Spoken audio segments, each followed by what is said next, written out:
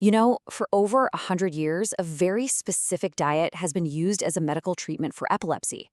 But what if that exact same strategy could help us fight a whole range of brain disorders? Well, today, we're diving into the science behind the ketogenic diet and its incredible potential to completely change our approach to brain health. It's a really powerful question, isn't it? What if all these different neurological problems, things that seem so separate, aren't separate at all? What if they're just different symptoms of one single underlying issue, a full-blown energy crisis happening inside the brain? So, here's our game plan. We'll start by breaking down the brain's energy problem and see how the body can actually switch its fuel source. Then, we'll get into how ketones can rewire the brain, look at the real-world impact on diseases, tackle the big safety questions, and finally, explore what this could all mean for the future of brain health. All right, let's jump right in with the heart of the matter. The brain is an incredibly high-energy organ, and that makes it uniquely vulnerable. Just try to imagine your brain as this supercomputer that literally never, ever shuts off. It's constantly demanding a massive amount of power. But in conditions like Alzheimer's or Parkinson's, the brain's ability to use its main fuel, which is glucose, gets broken.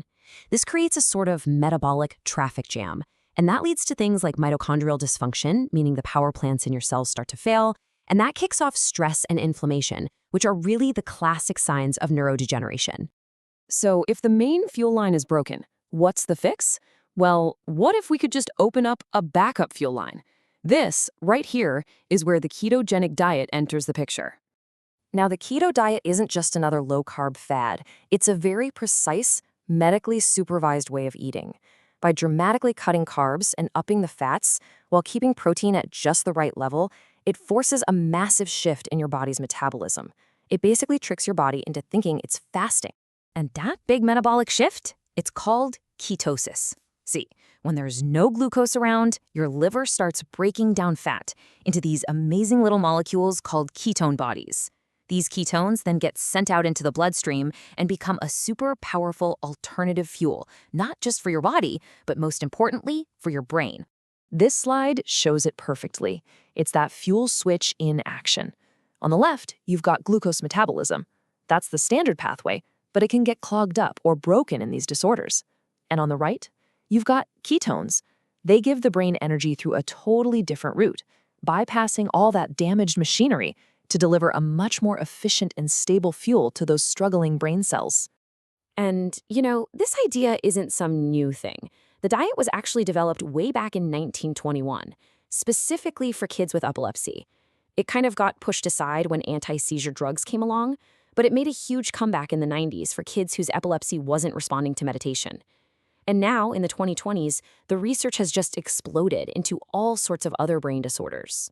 Okay, so ketones are more than just a backup fuel. The science is showing that they're what some researchers are calling a superfuel that can actually help rewire the brain. It's almost like a form of metabolic medicine. And this is the really critical part. Ketones do so much more than just provide energy. They actually supercharge our cellular power plants, the mitochondria. They act as powerful antioxidants, they fight inflammation, and they even rebalanced our brain chemistry, upping the calming signals and lowering the overexcited ones. It's wild. They can even change how our genes are expressed, all to protect our neurons. So let's follow the journey of the main ketone, called BHB. It gets made in the liver, travels up, crosses into the brain, and goes right inside our neurons. Once it's in there, it becomes this super clean-burning fuel that can bypass specific broken parts of the energy assembly line, like a defect called complex I that you see in Parkinson's. And while it's doing all that, it reduces all the harmful metabolic exhaust, which helps protect the cell. Okay, so that's the science. It's pretty cool, right? But how does this actually translate to real-world results for some really devastating diseases? Well, the biggest and most proven success story is in epilepsy.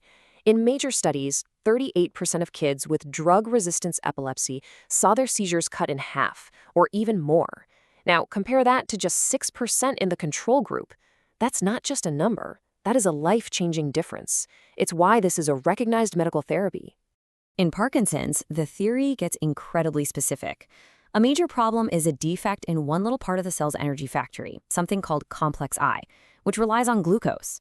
Well, ketones use a different entrance, complex II, which creates a clever metabolic workaround.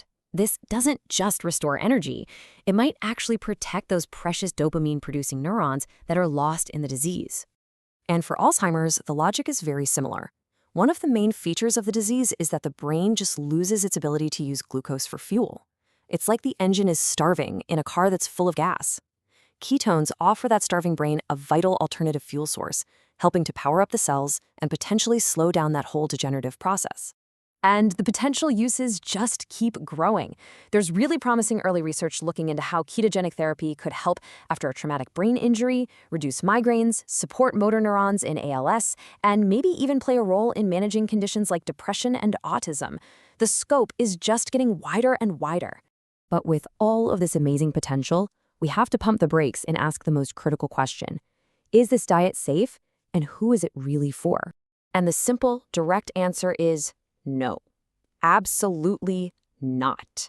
While it can be an incredibly powerful therapeutic tool, it definitely comes with risks, and you have to be careful. This is not some casual diet you should start without serious professional guidance. During that initial adaptation phase, people can experience a bunch of side effects. Sometimes it's called the keto flu. We're talking about things like nausea, constipation, headaches, maybe a low appetite. It can also cause changes in your blood fats, which is why they need to be monitored. And for some people, the diet is just flat out dangerous.